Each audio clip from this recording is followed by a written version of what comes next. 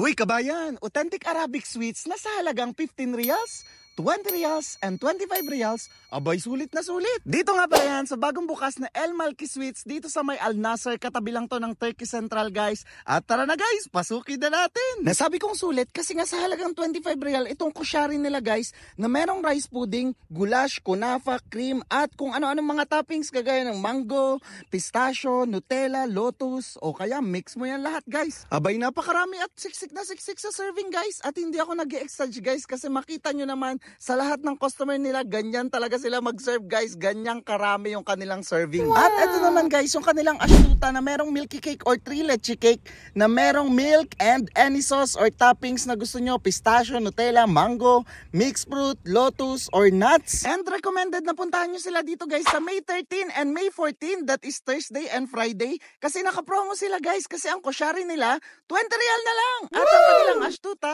is 15 riyals na lang guys. At ito talaga yung pinaka na-enjoy ko dyan guys, yung kanilang kusyari na meron siyang crunchy texture dahil siguro yun sa kunafa at dun sa goulash. Kaya hindi siya ganun katamis. First time ko talaga nakatikim ng authentic Arabic sweets na talagang masasabi kong very sulit talaga guys yung ibabayad nyo. Kasi nga yung isang serving nila, grabe sobrang dami, parang good for 5 person na. Ano pang hinihintay nyo kabayan? Tara na dito sa El Malki Sweets! Huy, mag-like ka naman sa video! Yahoo!